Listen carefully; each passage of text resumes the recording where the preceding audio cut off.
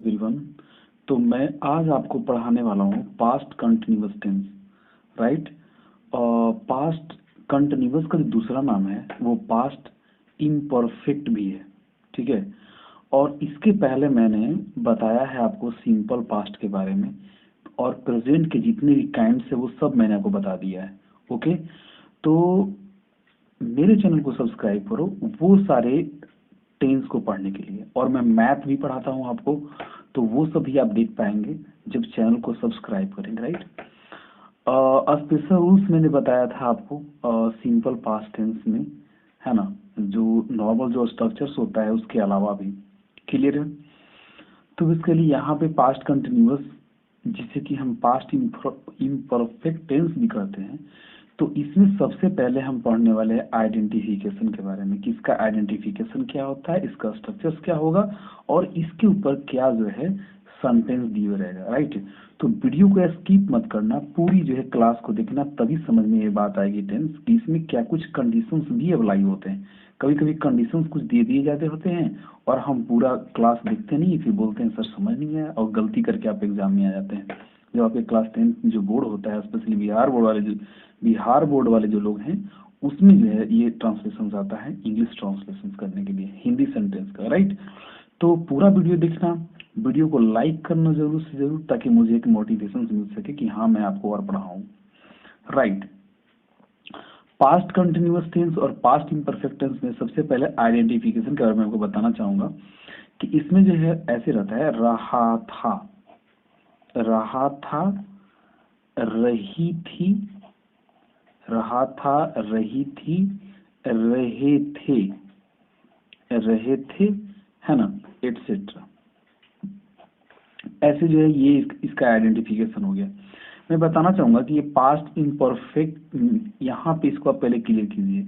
Past में कोई काम जो है परफेक्ट नहीं हो रहा है, बल्कि क्या है, वो इम्परफेक्ट है, मतलब वो काम परफेक्ट नहीं होगा, वो काम इम्परफेक्ट रहेगा, मतलब कंटिन्यू रहेगा। फॉर एग्जाम्पल, अगर मैं यहाँ पे कोई एग्जाम्पल ले रहा हूँ कि वह गाना गा रही थी। ठीक है। वह गाना गा रही थी। ठीक है। ऐसे भी मैं और भी एग्जाम्पल ले सकता हूँ। फॉर एग्जाम्पल, तुम लोग अपना काम कर रहे थे, या मैं ये कर सकता हूँ कि सीता खेल रही थी।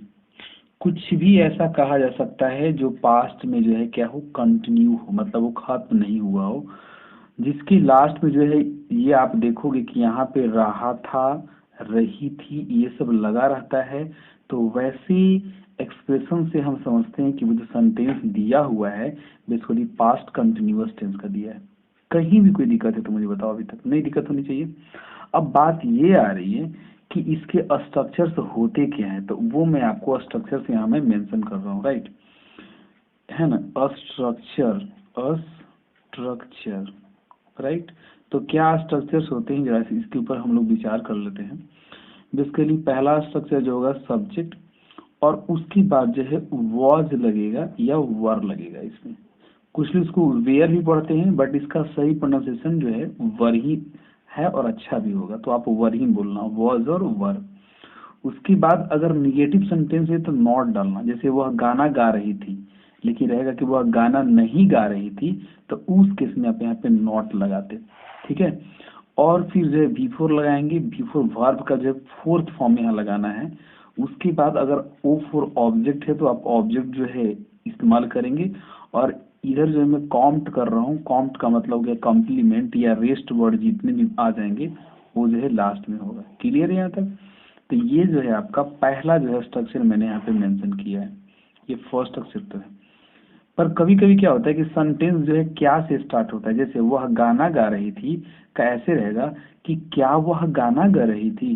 तो जब क्या से कोई सेंटेंस स्टार्ट हो, है ना, क्या चिड़िया चहचहा रही थी, अगर ऐसा कुछ रहेगा तो उसमें क्या से शुरू होने वाले, राइट, क्या से जो है बिगिन होने वाले, शुरू होने वाले वाक्यों के लिए मैं स्ट्रक्चर लिख रहा हूँ। अगर आपने मेरे पहले जो है प्रेजेंट के सारे काइंड को अगर आपने समझ गया होगा ना, ये आपको पता चल गया होगा कि सर क्या लिखने जा रहे हैं। अगर आपको देखना है प्रीवियस तो जाके सारे जो है क्लास को जो है देखो आप, प्रेजेंट के ऊपर जो मैंने पढ़ाया था, लिंक भी जो है डिस्क्रिप्शन बॉक्स में आपको प्रोवाइड कर दूंगा, राइट। तो इसके लिए यहाँ वाज वर को सबसे पहले लिखेंगे और वाज वर के अकॉर्डिंग जो है सब्जेक्ट चलेगा। उसके बाद अगर निगेटिव है तो नॉट लगाना, नहीं है तो नॉट नहीं लगाना, फिर बिफोर रहेगा, ऑब्जेक्ट रहेगा। और यहाँ पे मैं कॉम्प्लीमेंट कर रहा हूँ, है ना, COMPT, पूरा नहीं लिख रहा हूँ, कॉम्प्लीमेंट आप समझ जाओगे। और ये लास्ट में जो है क्वेश्चन मार्क, क्योंकि जब अगर क्वेश्चन पूछा जाएगा तो आप फुल स्टॉप अगर लगाओगे माय डियर स्टूडेंट्स, तो गलतियां तो आप करके लाओगे ही। इसीलिए जो है यहाँ पे क्वेश्चन किया जा रहा है। अब क्वेश्चन दो तरीके से किया जाता है, एक क्या से होता है और कभी कभी क्या को हम बीच में डाल देते हैं। जब क्या को हम बीच में डाल देते हैं तो मैंने प्रीवियस क्लास में को बताया था कि वो WH का फॉर्म ले लेता है। मतलब कोई अगर WH से कोई सेंटेंस अगर स्टार्ट हो रहा है तो उस केस में जो है हमारा स्ट्रक्चर कैसे होगा, पहले WH करेंगे। अब इसमें बहुत सारे ऐसे स्टूडेंट्स होंगे जिनको ये पूछना होगा कि सर आप ये मुझे नहीं बताया कि WH क्या होता है। What, when, where, whose, why, सब में WH आ रहा है, तो वैसे को WH कहते हैं। अब सेंटेंस कुछ ऐसा दिया रहेगा कि वह गाना गा रही थी, उसका ऐसे दिया रहेगा कि वह गाना क्यों गा रही थी, वह गाना कहाँ गा रही थी, वह गाना कैसे गा रही थी। तो इस तरीके से जो है WH, वॉज वर, उसके बाद आप सब्जेक्ट डालोगे, निगेटिव के लिए नॉट लगाना, फिर उसको जो है V4 होगा, फिर ऑब्जेक्ट होगा। और कॉम्प्लीमेंट जो है पूरा मैं नहीं लिख रहा हूँ, कॉम्प्लीमेंट शॉर्ट में यहाँ पे करके और क्वेश्चन मार्क लगा दे रहा हूँ, है ना, कॉम्प्लीमेंट जो होता है, राइट। अब अगर कॉम्प्लीमेंट का अगर स्पेलिंग जानना है तो I will tell you, complement लो, ये स्पेलिंग होता है, राइट। कॉम्प्लीमेंट के बारे में अपने मैथमेटिक्स में पढ़ा होगा, जब सेट जो है अपने स्टडी किया होगा 11th क्लास में, और नहीं तो 10th 9th में भी जो है प्रीवियस सिलेबस से मेंशन किया हुआ था। ठीक है, तो ये मैंने स्पेलिंग से बता दिया हूँ। अब मैं इसमें जो कुछ रूल्स वगैरह हैं, स्ट्रक्चर के साथ कुछ रूल्स वगैरह हैं, वो भी आप जानने की कोशिश करेंगे। तो इसमें बेसिकली देखिए, वाज और वर आ रहा है, तो किसके साथ जो है वाज लगेगा, किसके साथ वर लगेगा। पहले हम चलते हैं आई के साथ, आई, उसके बाद रहेगा ही, सी, ईट, और यहाँ पे जो है दिस भी आप लगा सकते हो, दिस और दैट, है ना।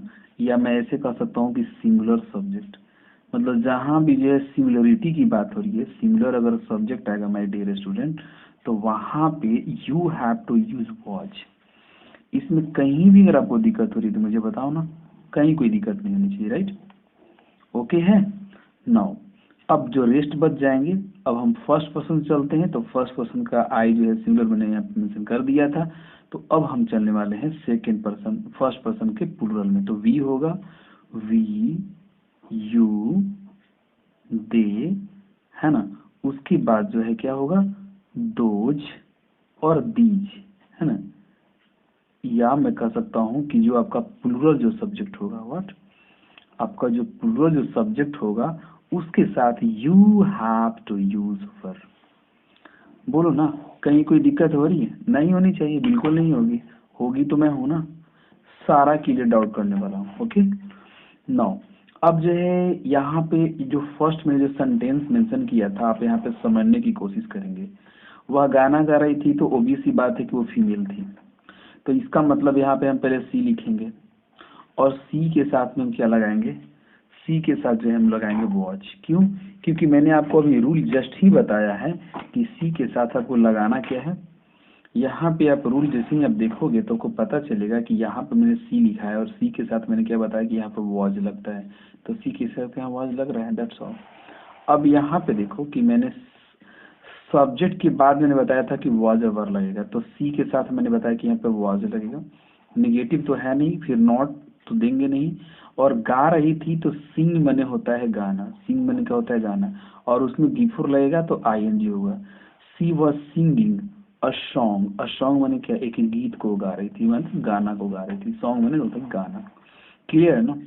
अब मैं आपको कुछ सेंटेंस यहाँ पे लिख करके आपको प्रोवाइड कर रहा हूँ कि कैसे कुछ और सेंटेंस इसके ऊपर हो सकते हैं। अदरवाइज मैंने आपको ये भी बताया था कि एक सेंटेंस पे, अब मैं बोल ही देता हूँ, एक ही सेंटेंस को 3-4 फॉर्मेट पे कैसे कन्वर्ट करोगे जो कि पास्ट कंटिन्यूअस टेंस में ही रहेगा। मैंने ये प्रेजेंट में बताया था, and again I am telling you. वह गाना गा रही थी, फर्स्ट हो गया। वह गाना नहीं गा रही थी, सेकंड सेंटेंस। वह क्या वह गाना गा रही थी, थर्ड सेंटेंस। क्या वह गाना नहीं गा रही थी, फोर्थ सेंटेंस। वह गाना क्यों गा रही थी, है ना, तो ये हो गया फिफ्थ सेंटेंस। वह गाना क्यों गा नहीं रही थी, ये हो गया आपका सिक्स्थ सेंटेंस। जो भी नंबरिंग है अपना कर लेना, अगर मैं मिस्टेक किया होगा नंबरिंग करने में। तो इस तरीके से जो है जितने भी टाइप्स दिया है उसका ट्रांसलेशन भी पॉसिबल है, और I think you can do that bye these rules and structures. Okay, मैं कुछ एग्जांपल्स और प्रोवाइड कर देता हूँ, अब देखेंगे कैसे होगा। अभी मैं इसमें बता रहा हूँ, एक चीज़ और समझ लीजिए कि वह, मैंने बताया था ना कि कुछ कंडीशंस होता है, वीडियो को स्किप मत करना। वह गाना गा रही थी, ये पास्ट कंटिन्यूअस टेंस होगा।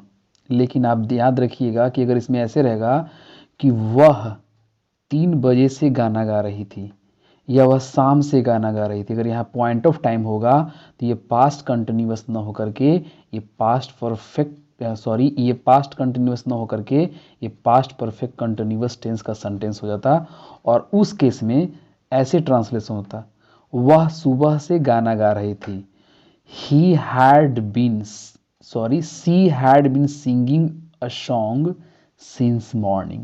तो since 4 करके पॉइंट ऑफ टाइम और पीरियड ऑफ टाइम, जैसा कि मैंने को बताया था, अगर आप नहीं जानते हैं use of since and for about point of time and period of time, तो go and watch, link given in the description box. Okay, तो ये चीज़ें हैं, तो कंडीशन यही था। अब ये आप देखो, ये हमारा सेंटेंस है और इसका जो सॉल्यूशंस होगा, इसका सॉल्यूशंस है ये। तो अभी जो है ये देखो आप, इसका ट्रांसलेशन इतने सारे एग्जाम्पल्स का शिक्षक हम लोग को नहीं पढ़ा रहे, तो द टीचर जो है सिंगुलर है तो वॉज लगेगा।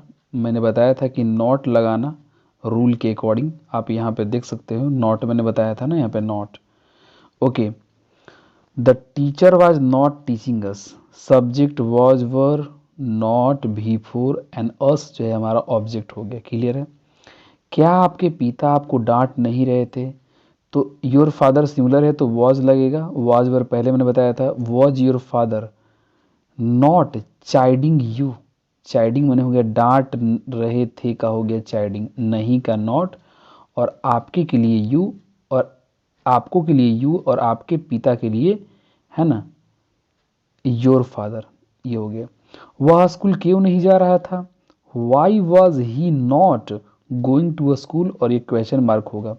वन मोर थिंग कि जब अगर आप नॉट को वाज के साथ में लिखोगे तो ये शॉर्ट फॉर्म में आता है, मतलब why wasn't he going to a school, question mark.